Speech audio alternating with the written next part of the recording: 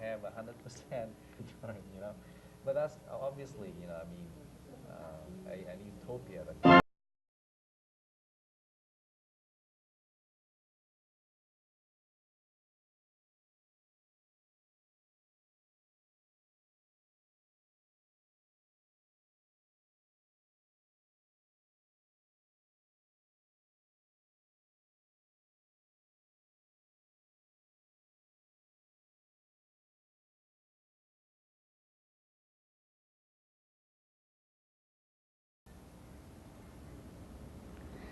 Hello again. I'm Dr. Hung Vu, and our show is America's Healthcare Crisis. The topic of discussion tonight and the title for it is called The Unsung Heroes of Medicine, Part 1. Despite all the discontent with medicine in our country, I often wonder whether medicine as an industry has become a victim of its own successes. There is so much that we can do for the patients with all that is available to us. However, as a result, it seems like the patients tend to expect even more from us. As a country, America wants the best of medical care for everyone. The American patients want painless surgeries without any complication, with a perfect operative scar. If a mother doesn't like something about her baby, she may start wondering whether something the doctor had done during her pregnancy that was to blame. Recently, during the presidential debates, one of our candidates mentioned that Japan and Germany had respectively 50% or 75% as expenditure for their medical care, and they even still have better medical care than we do. And I was very concerned with that statement because even though I'm not familiar with the Japanese system, I am familiar with what the Europeans have for their medical care, and I can assure you that there's just no way that their medical care is superior to ours. Although I am aware of the shortcomings of our system and I'm motivated to find ways to improve them, I also believe in the task of informing the public of all the good things in our system, all the good things that we sometimes may take for granted. So let's forget for a moment that we have a crisis of medicine in our country, and let me announce that we have some very good things happening right here on our show. The first thing is that we have been allowed to expand our show to an hour, 1 hour format instead of half an hour. And the second thing is that we now have a live audience with us. Hi. Hi. How are you? It's nice of you to be here. I'm glad you're here, and I hope you enjoy the show. And I'm happy also to announce the participation of some excellent speakers who are practicing physicians or healthcare providers in our community. Our first speaker will be Dr. Kirsty Wang. Hi, Dr. Wang. Welcome to our show. Thank you. Dr. Wang is a general internist, and she's on the staff at Santa Clara Valley Medical Center in San Jose. Dr. Wang divides her schedule into 3 parts, a quarter of which is teaching medical students, a quarter of which is being a clinician, and half of the time she spends as a full-time housewife and raising 3 adopted children. And Dr. Wang is the kind of doctor I wouldn't mind to have for my own. As physicians, I'm very happy to have her here. Thank you for being here. Our second speaker is Dr. Rozier. Dr. Jude Rozier has been with us before, and we are happy to welcome him back. Dr. Rozier is a general surgeon with a subspecialty in colorectal surgery, and he's in private practice, and he's the chief of staff elect at St. Louis Hospital in Morgan Hill. Hello again. Oh. Our first speaker is Dr. Noah Omoigui. Dr. Omoigui is a cardiologist at Stanford University, and he had an interesting background in that he was trained in Nigeria. He's a native from Nigeria, and I'm very interested in hearing what he has to say, because he obviously has some comparative notes in terms of the two systems in his country and ours. Dr. Ken Lee is a doctor of optometry, and Dr. Lee has also a very interesting story to tell us, because a few years back he had made a very difficult decision of leaving the practice of full-time practice of optometry to change field totally to become a computer analyst. And I personally know Dr. Lee for a few years, and I feel very strongly that although he's a big gain for the computer industry, he's a big loss for medicine, because unfortunately he felt that he could not have the kind of supportive environment for his practice, and despite the fact that he's a excellent, very competent and ethical optometrist, he has to change into being a part-time optometrist at present, and he's affiliated with the U.S. Army Reserve, where we met. Okay, so let's start with Dr. Wang. Dr. Wang, can you tell us briefly about how you decided to be a doctor, and what your experiences have been so far in training and now as a practicing physician? I was always interested in a teaching or a counseling service field, and thought I would either be a teacher or a physician. And for practical reasons, applied to medical school first. It would probably offer me a better income and have maybe more flexibility in where I could get a job. And I thought I would like them both. So I was fortunate. I got into medical school, and I went to medical school at Tulane University in New Orleans. And that was a very interesting experience. I worked at Charity Hospital, which is a very big hospital that serves an indigent poor population. I also worked at the university in the Veterans Hospital there. But my experience there gave me some insight into the benefits of working with an underserved population. I came back here after I finished also my MPH there, and that gave me sort of a global perspective on things a little bit. Then I came back to California and did my residency at Highland Hospital in Oakland, which is also a county hospital serving an underserved population.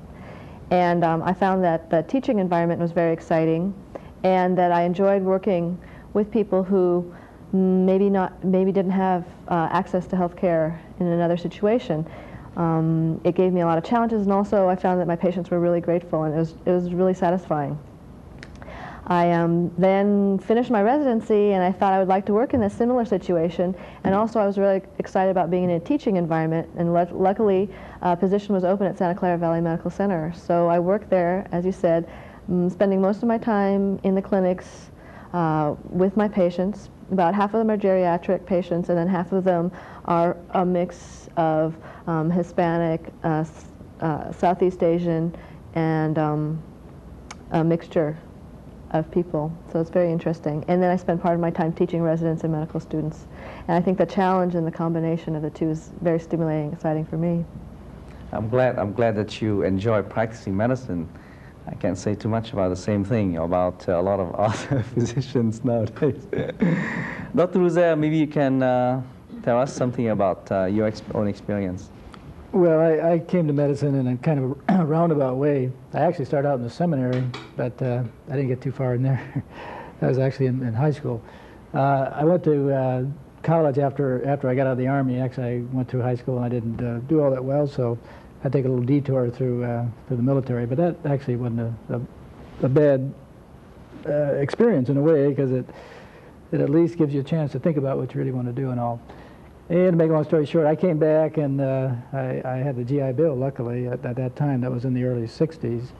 And I thought about medicine, and had it in the back of my mind, but I didn't really think I had enough to get into medical school. So I went to pharmacy school. And so I finished pharmacy school, and then after I got up a little bit more courage, or I guess, we want to call it STEAM. I guess I don't want to use that word too much. But anyways, so I applied to medical school and finally got in. And I went to school back in the Midwest in Milwaukee. It's called Medical College of Wisconsin, but it was a part of Marquette.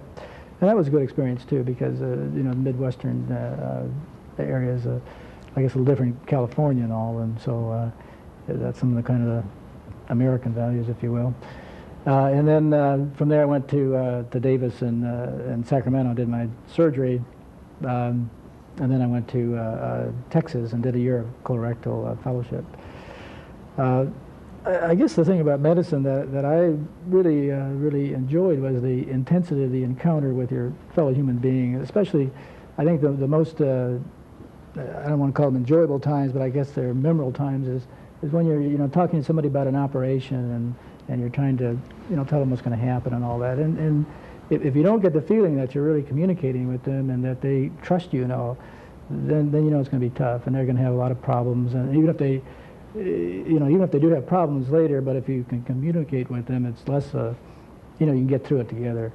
And so that intensity of that experience is, to me, is uplifting. And what I really see nowadays is going to be diminished. That is as we get into, this medicine where it becomes more of a commodity. That intensity, that experience between both patient and doctor is unfortunately going to be lost, because see, if you work for somebody else as your employer, you're a machine, and you have to produce, patient visits and all that, and that's one of the things that I really is, as I see, a tragedy coming out of the American health scene. But that's not here yet, thank God, and there still is a lot of enjoyment left in medicine, but. I shall stop here and let somebody else give some of their experiences. Dr. Moigui?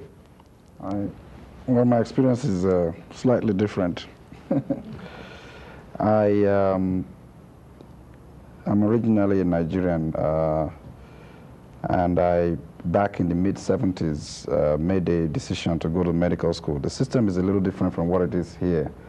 Indeed, it's a replica of the British system. Nigeria having been a former British colony. My decision to become a physician was informed by a variety of factors.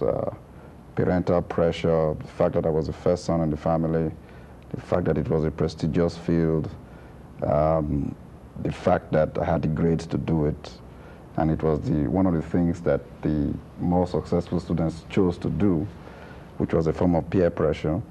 The fact that it provided an avenue for me to express some of my leadership skills and my ability to help people, and ultimately live a life of fulfillment. And so I entered medical school, completing it as far back as 1981. According to the system we had back there, I did a year of internship in a major university hospital, followed by a year of national service, after which I spent some time doing research in a pathology laboratory before electing to come to the United States to do a residency and further advanced training in internal medicine. This is back in 1985. I completed my residency in Rochester, New York, and then moved on to Chicago, where I did a master's degree in public health, and spent some time as chief resident at Cook County Hospital, as well as an attending physician at Northwestern University, before coming down to Stanford to be a postdoctoral research fellow in cardiology and policy, which I'm doing right now. So my perspectives are going to be somewhat colored by that slightly more complicated background, as well as my current position in Stanford University, rather than as someone in the front lines out in the trenches in private practice. But I hope my perspectives, as you will come to hear, will be contributory. Oh, sure. I'm very interested in hearing what you have to say, because obviously, like in the old days, during the Renaissance, a physician was many things, wasn't he? I mean, he was a physician, but he could be an artist. He was a scientist. He was a poet, he was an artist, he was many things. And nowadays we tend to have more of technologists, I would think, and that's maybe something that we should look into and have a certain perspective about it. Dr. Lee, would you mind telling us about your own experience? Sure, I'll be glad to share my experience with you. I was attracted to optometry partly because of my interest in biology and physical sciences, and also I saw in the profession ability to be able to be of service to another human being.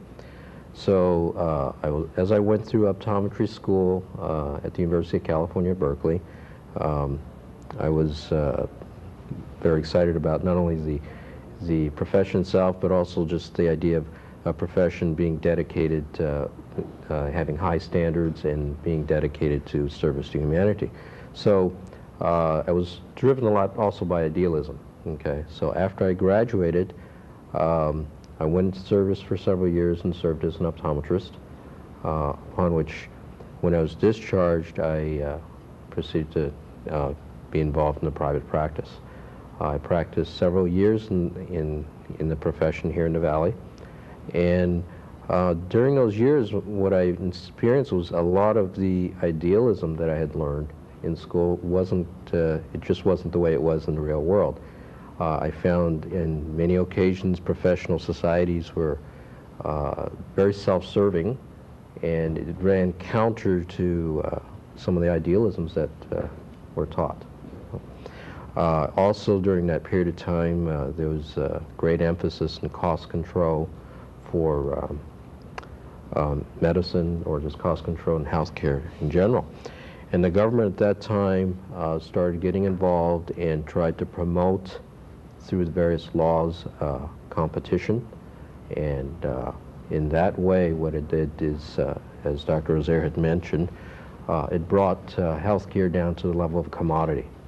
And in doing so, it made it very difficult to provide quality service and quality care. So it was a real struggle for me during those years, and ultimately I decided that it would be, a little easier for me to change my career, because it would be a little easier to meet my own personal ideals. It was a difficult choice. I had to, all the years that I invested in optometry, I knew that I spoke with many of my colleagues, and I know that a number of my colleagues had shared the same view. However, for financial reasons, or it was difficult for them to make these changes. So I was fortunate, and I did change my career. I went back to school and received another degree, and I think that I still am involved in the profession on a part-time basis, but I feel somewhat sorry that it's sort of a loss to society and a loss to myself in terms of investment in time. But I think the take-home message here is that given our current environment, I feel very strongly that despite the fact we do have runaway cost in medical care, and we have a lot of attempts to control the cost of health care, one thing that should be kept in mind is whatever system that does evolve, it should evolve and provide an environment that not only emphasizes efficient healthcare delivery system, but also an environment that will promote dedication to the higher standards and the highest quality of care that one can give a patient. Thank you for sharing with us your interesting story about your involvement with medicine. You just heard from our panelists sharing with us some of their personal experiences with their involvement in medicine.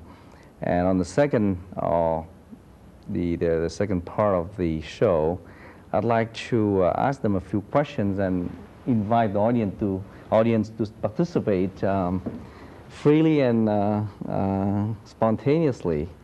As you probably know by now, our show is intended to offer a forum for suggestions that might improve the healthcare delivery system in our country, mainly in the three domains of cost control, accessibility, and quality of care.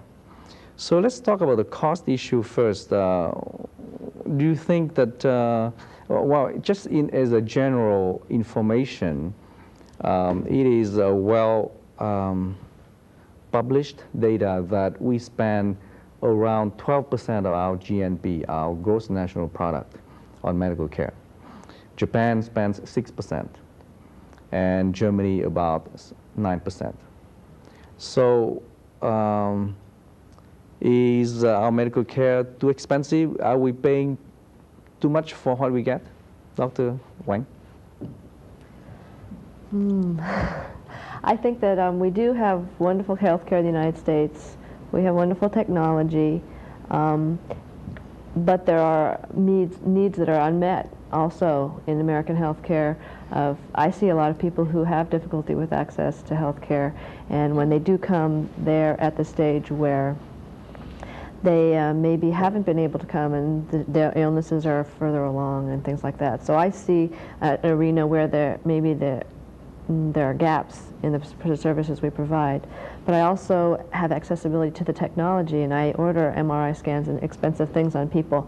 And we'll have to balance those two things about how much we're going to spend on technology, because it will be too expensive to apply the technology to everybody. Mm-hmm. So... Dr. Uzair? Are we paying surgeons too much? You never pay surgeons too much. Well, I think when you talk about accessibility, I guess that's one of the themes, and that's, you know, that's a matter of your perspective. You know, everybody has access to medical care. And I, as a provider, when I'm on call for emergency room and they call me to the emergency room, I can't say, well, I'm not going to come because he doesn't have insurance or whatnot. I have to go because there's a law, it's called OBRA or that sort of stuff. So, you know, you can always get taken care of. Now, I think when people talk about access, I think they're talking about getting into the doctor's office and things, that sort of stuff. Now, that is blocked. And so that's, you know, it's a matter, it's not really of access, it's a matter of cost, because they don't have, you know, the payment to meet that cost of the doctor's office. But they always get care. I mean, you know, when you talk about you know, like Valley Medical Center is supposed to take everybody, is that correct? Even though you have to have a referral letter, I mean, to send somebody up there, but they have to take everybody. And, you know, like I say, if I'm on call for the emergency room, I have to take care of them. If they need an operation, I got to do the operation, whether I get paid for it or not. And I can tell you I don't get paid for a lot of them, and that's one of our complaints, but that's another issue. But does it cost too much? It depends. I mean, how much do you want to spend? Do you want a Cadillac or do you want a Ford? And that's what the government has to decide. You know, we just had an issue on the California state ballot about a basic, affordable health care package, and it was turned down by the people. So they obviously want a Cadillac. They don't want a Ford. And so I think the people have spoken with at least you know, they seem to have spoken to that issue.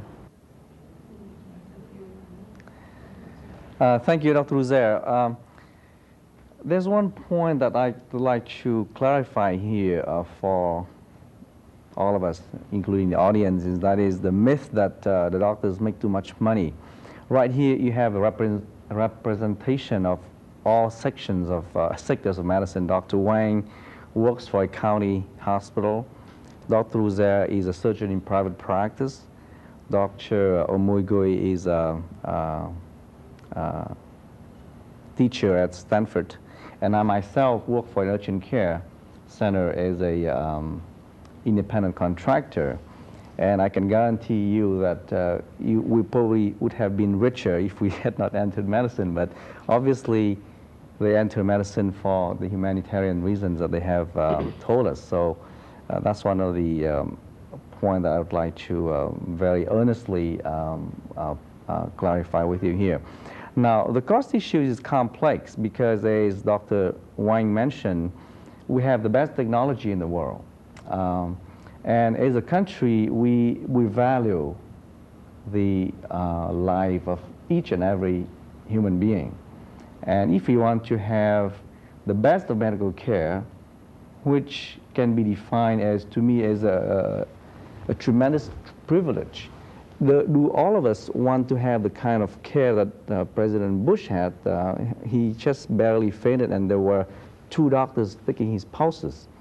So, I mean, we want to extend that kind of medical care to all the aliens, to the refugees, to the criminals, to the hardcore criminals. Obviously, it costs money to do that.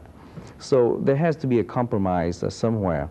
And technology does cost a lot of money. On the average, an MRI, I don't know if you are aware of the term, MRI means magnetic resonance imaging. It's a very fancy kind of technology that provides very accurate diagnosis. And it costs at least $2,000, $3,000 for a picture to be done. And another aspect of medicine that costs us a lot is that we are entangled in a legal system that is very strict. In other words, the slightest mistake that the doctor does may cost a lot of money to everybody. The malpractice crisis has been around for a very long time. And because of that, there is what we call defensive medicine. I don't know if you know in the audience that on the average, 25% of all the tests ordered by the physicians in our country are not necessary. They don't have much to do with the benefit or the management of the patient at all, but they have to be ordered because of the fear of malpractice suit. And that's very costly. You're talking about billions of dollars right there. Okay, let me turn to the audience and invite them to participate. Any one of you have had a recent encounter with the medical system recently, either personally or through a relative or friend? No? Everybody has been healthy? Yes? Go ahead. I just know a friend that... oh, here's the microphone. Okay. I know a friend that had a recent hysterectomy, Mm-hmm. and apparently she had a cancerous discovery there, and so they, after the surgery, after she healed, she had to have radiation treatments on her abdomen, and as a result of that, she had problems in her colon, so she had to have her colon, part of her colon removed. Was that a complication of the radiation therapy? Yes, that's what I understand. Okay. And I just wondered how common this is, or if that was necessary, or what, why would she have complications like that? Okay, Dr. Ruzea, you want to answer the question about radiation therapy post-hysterectomy for cancer? Well, I think it depends what stage the cancer was in and whether there was, if they didn't feel there was any other way to control the local disease. Maybe she had residual local disease that had to be treated. But unfortunately, it's like anything we do, they're all two-edged swords, and anything that's powerful enough to take care of the cancer, potentially is going to harm other tissue. It's the same with whether it's chemotherapy, radiation therapy, or surgery. And if you think about it, the surgery is the least innocuous of the treatments for cancer. I mean, I don't say that because I'm biased as a surgeon, but it truly is. I mean, if you think about it, see, surgery is what's done is done. I mean, unless somebody severs a major vessel or severs a spinal cord or something like that, which doesn't happen. All the things are fixable. But see, with radiation therapy, it never ends, and that's an ongoing problem because really what it is a vascular disease. They get a vasculitis from that. But anyway, so it's not only that they can have problems right, immediately, but also it's lifetime, and it gets worse with time. But does it happen? Yeah, unfortunately, it happens, and And usually it's done to control local disease, and then they add chemotherapy to control, widespread disease.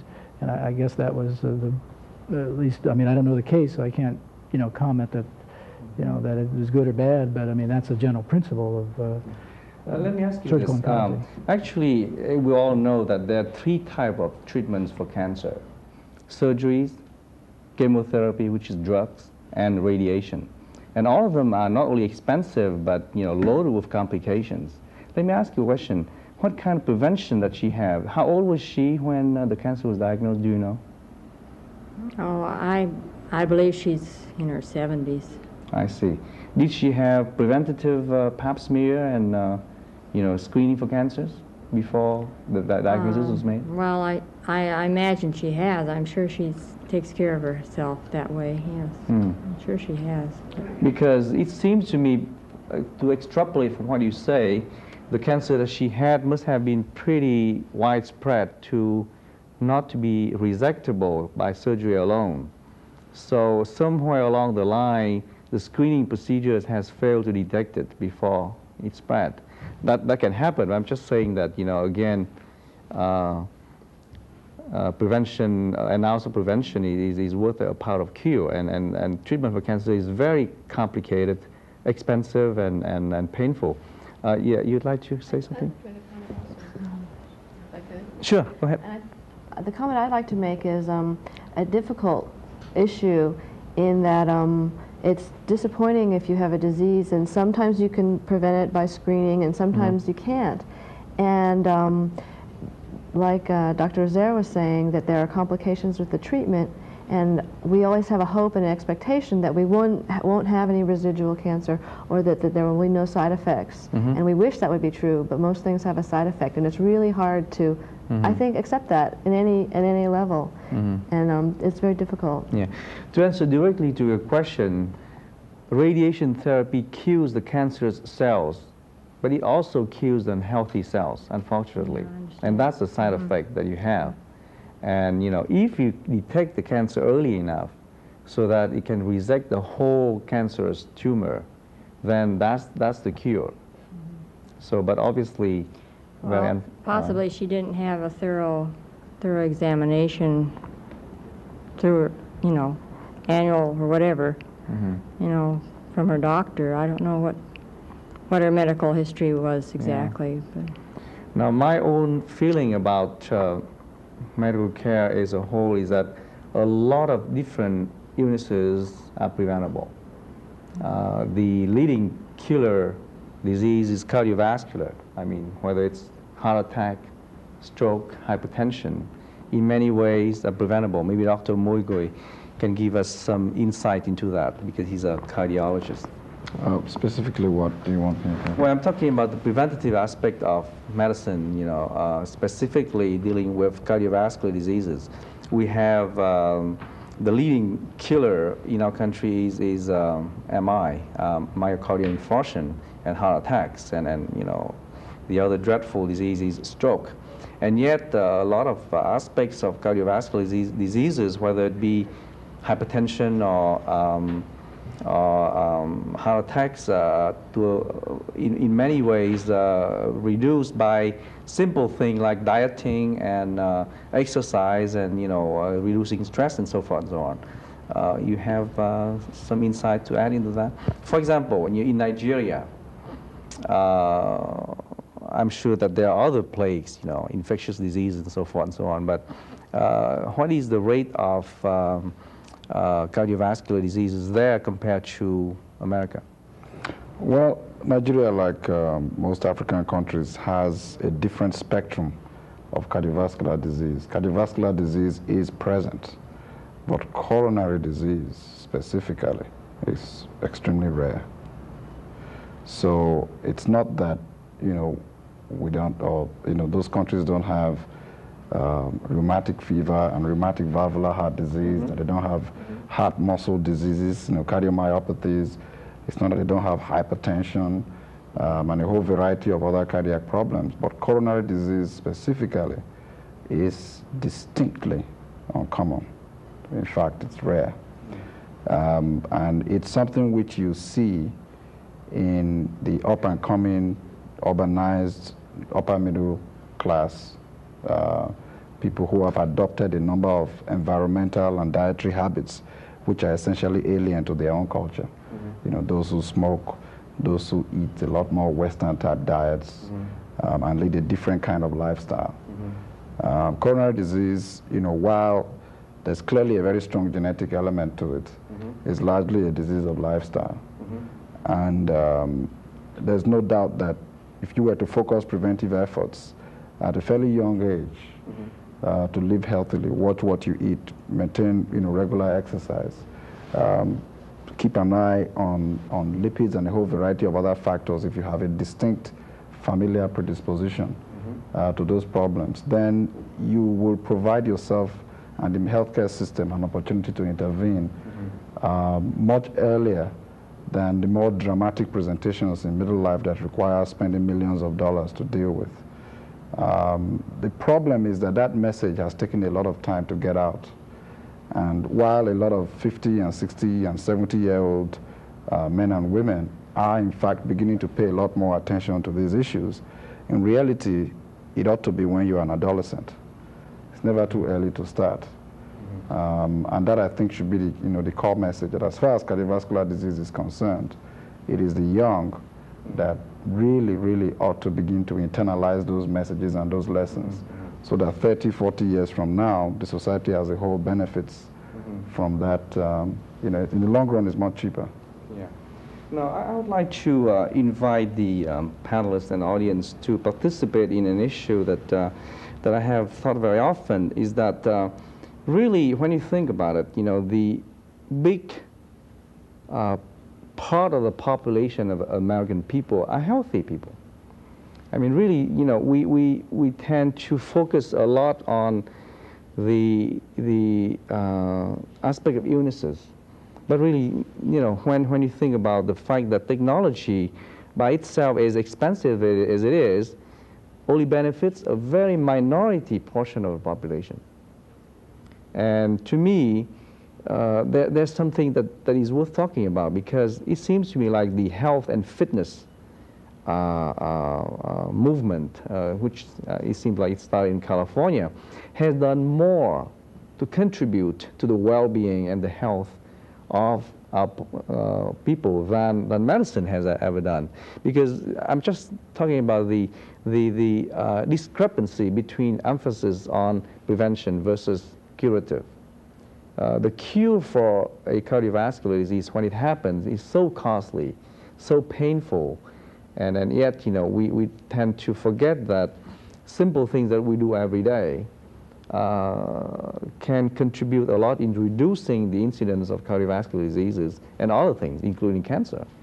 What do you think about prevention? I mean, is it worth more focus, more research, more energy?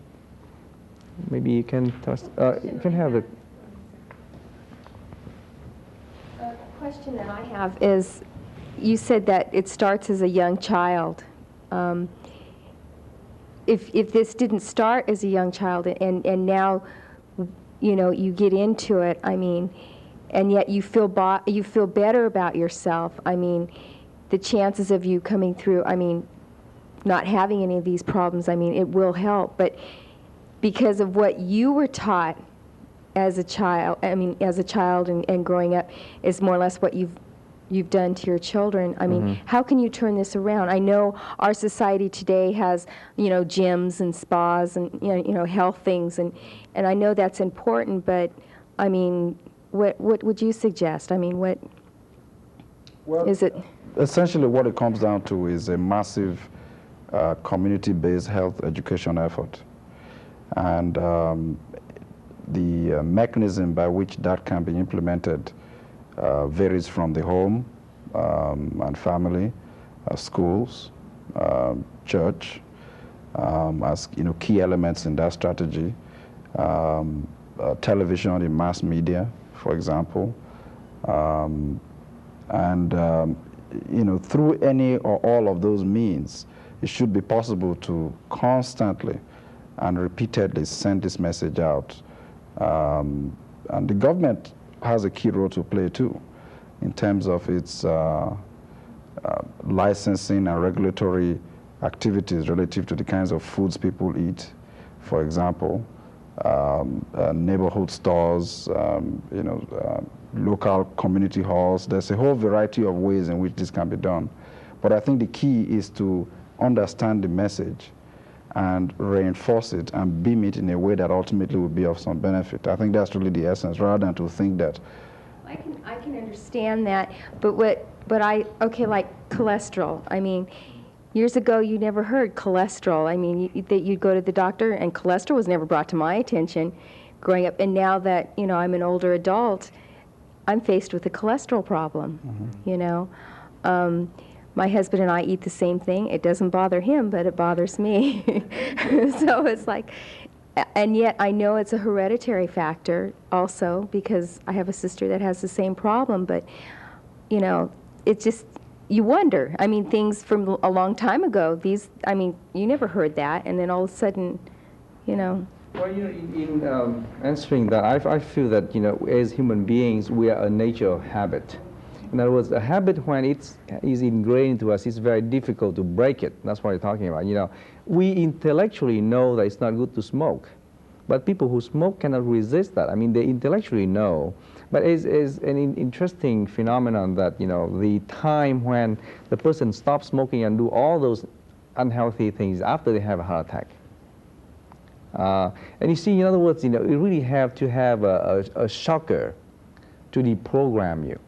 Okay, and you don't want that to happen. I mean, you're talking about strong will, you're talking about leadership, you're talking about role modeling, whatever you have it. But intellectually, we have an educational system that gives information, and people intellectually know something, but they cannot put it into practice. The practice has to be a form of deprogramming through watching, through emulating, what have you. That's the way I feel about it. I am Oriental, so I know that a lot of the things that we do are stress-related. When we are under stress, we don't do the right thing. I don't want to go too much into a lengthy philosophical thing here, but what do you think, Dr. White, in your practice, do you have a chance to do all those things, educating, role modeling, motivating, or what have you, and does the system reward that kind of work? I think especially in what I do as primary care and see people in the clinic, and I think a big role for me is education. And a lot of it, I find, has to be really practical in trying to help people if you're in a situation where you need to worry about your cholesterol, to really practical things. Have like little baby carrot sticks around the house so that when you feel like munching, don't have a cookie, have one of those, and maybe get your kids in the habit of having raisins and carrots for snacks. Mm-hmm. It's not the common thing. They're going to want a potato chip, but it takes a little bit of work from you to get the habit that these things are sweet, they taste good, they're nice, and it's good for you. And don't watch the TV, go out and play, things like that are really practical, but it takes work if you want to make a change, because in general, people aren't doing that. People eat a lot of meat. And I think it has to be helpful to the person so it's practical, and also pertinent to what their lifestyle is. If you mostly eat rice and meat, or if you eat tortillas, eat corn tortillas instead of flour tortillas because they have less lard, things like that. And I think we can try to do that. And for the individual, you don't see the rewards right away, and I think it's really hard to get motivated to do that. You have to have a feeling of long-term, this is going to help me in a long term, and that is rewarding enough. And people may not be interested in that. And then the last part is, in terms of your personal rewards, I don't get paid on an individual basis. I get paid a salary, and so I see people. But if you get paid on an individual basis, you don't get reimbursed for talking to somebody. They don't pay you to talk very much with people. They pay you to do a procedure and things like that. Yeah. So if you're in a busy practice and you need to pay the office staff and everything else, you will not be financially rewarded for doing that, which I think is an important thing to do. But I still send people to the dietitian because I can't do all of it myself, because I have to see a lot of patients because they ask me to because of the financial constraints. So are you getting, is she putting the point across? In other words, we pay a lot for the procedures that the physicians do, and yet the effort in educating, motivating the patient is not rewarded by the system. And that's one of the things that needs to be addressed too. You have a point? Well, besides eating the right food, we talk about vitamins and things we can get in the health food store to help us stay healthy. Right. And I understand there's a legislation in Washington that's trying to put a damper on that sort of thing for the average person, that you can't go and just buy vitamins that you want. You have to have a prescription. That there's a medical lobbyist in the legislature that's trying to do this. Do you know anything about that or heard about it? Well, I don't know the specific about vitamin per se, but I know that one of the very big item of cost is drugs. I mean, the drugs in our country cost a lot of money. Like I talked to the president of Aetna Health Insurance, and he mentioned that the patient have to pay a separate policy for drugs alone. Like the average individual patient pays about $30 or $40 per month for the whole medical insurance, and they pay $20 more for drugs alone to cover drugs. So I know that drugs are a very big money maker. Now, I don't know. I mean, I think that a lot can be done to, and I think that the new administration are going to do something in that nature. In other words, they're going to channel of sort of money that is the revenues of the drug companies to other route. I'm just trying to say that the drugs, yes, the drugs do cost a lot of money. I don't know the ins and outs of it, so I cannot explain to you. And the part of the problem is, like you say, the red tape. In other words, maybe there should be more of a easing of the way people can purchase vitamins. People can make them so that they are not poisonous or toxic, but on the other hand, they should be more readily available, because that, to me, I believe in the value of vitamins. So, I answer your question, or? Well, I just wondered if you were aware of that No, situation in Washington, where I signed a petition against it, and health food stores have these petitions in the stores to fight against any ruling on that. You would like the vitamins to be more readily available? No, they're fine now is the way they are, but this legislation would change that, where you couldn't just buy anything you want to in a health food store, or where they sell certain types of vitamins, that you'd have to get a prescription from the doctor to get those. I'm not aware of the necessity to write prescriptions for vitamins, do you? I think vitamins can be purchased on I just want to, do you mind if I just make a comment on Sure. By giving this example, you've essentially touched on a very fundamental element in the whole healthcare crisis, which is we always like to think of a healthcare encounter as one that occurs between a physician and a patient. And in a certain respect, that interface, that physician-patient interface, is what all the other elements of the healthcare industry seek to influence. But the problem is they all pursue different agendas. And you have your agenda as a consumer and as a patient. The physician has his own agenda, which theoretically is supposed to be your healthcare. The pharmaceutical industry has their agenda. The hospitals, the government has its own agenda. Drug companies, medical equipment manufacturers. And so it's very important when you look at the healthcare system, to understand that the interaction between all these elements is multidirectional. And therefore, when you think about any particular problem, it's very, very complicated. And I'm sure that as the president-elect attempts to implement a healthcare reform process in the next 4 years, he will come to recognize the realities of harmonizing these divergent interests to come out with an appropriate structure that ultimately is in the interest of the consumer. But you've just hit the nail on the head right there. I mean, God knows what there is to be benefited from forcing people to get prescriptions to get vitamins. I don't know, but someone is working on it somewhere in the legislation, and it's like and that's exactly part of the problem. Is what you've touched upon. You have. I'd like to ask you about brand drugs versus generic drugs versus the various prescription you prescribe for different patients. Is there really any difference between a brand name drug and that would do the same thing as a generic drug?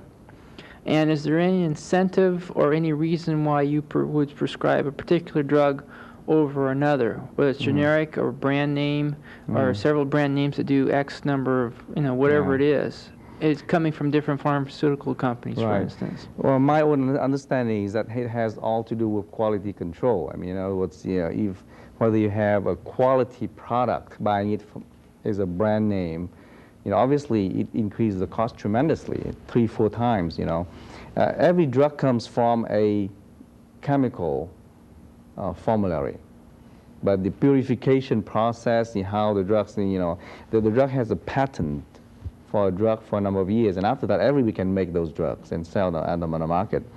And maybe you can address to that as an internist. So what do you think about generic versus brand name drugs? Are we going overboard in terms of going by the drug companies' claims that their products are so much superior to the generics? I think that the quality controls on the generics may not be as good as the ones on the name brand, but that's not always true.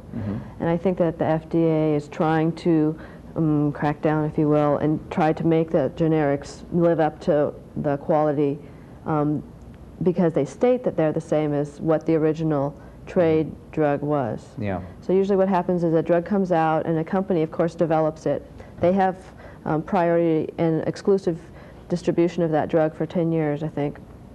And then anybody can make it after that. And what they do at the same time is they develop another drug that they say is better. And some of them are more convenient. Say there's one very popular high blood pressure medication that it was very good. They took it 3 times a day. And then once the patent ran out of that and it was available to everybody, they came up with a new, better one that instead of having to take it 3 times a day, you only had to take it once a day. So the people, it's much easier, but it's very, very, very expensive, and then the generic is much cheaper. And so you have to balance also with your patient if they would be willing to take it 3 times a day, because if you've ever tried, it's really hard to take a medication 3 times a day, and it'd be much easier if you could just take it once in the morning. But are you willing to pay like 5 times as much for it? So sometimes it's hard to decide which ones to give. What's anybody else's experience? You want to comment? Well, no, I don't really have any comment though, but there have been some scandals, with the generic drug makers, but I guess that's, probably in any organization or any situation you'll find that. But other than that, I don't really have any. In my experience, I do tend to prescribe generic drugs as much as I can. However, depending upon how sensitive the medication is that I'm giving to the patient and how critical maintaining a certain consistent dosage is to the patient, I may intermittently elect to use a brand name product because I'm a little bit more confident of the quality control in terms of the specific dose the person is taking. But it's always by negotiation, and I always arrive at that decision in consultation with the individual patient in terms of the costs and what the potential benefits or drawbacks would be. As you can see, the issues are not always simple. So I feel that I'm very strongly motivated to have this kind of a show. In other words, we have to keep ourselves informed. And the physicians, the health providers, have to have some way to directly communicate with the consumers, and that's the best way to go about, making things happen in an efficient way. There's time for one last question I'd like to ask Dr. Lee, for my own education, and that is, what is the overlapping among the services of the optician, the optometrist, and the ophthalmologist? Well, I guess the best way to do that is just to explain to you what each of these professional what the responsibilities are, and then it'd be easier to define. They overlap that way. With the optician, his area of expertise would be in the area of dispensing glasses and actually the prosthesis. As far as contact lens goes, that area, it varies among different opticians. Some may be capable of fitting contact lenses, and some may not be that versant in that area. The optometrist is sort of the, at least as it is defined now, this is an evolving model, but as it is defined now, he sort of bridges both the medical model, in which, you know, he's like the ophthalmologist. He is very well versed in the medical eye diseases.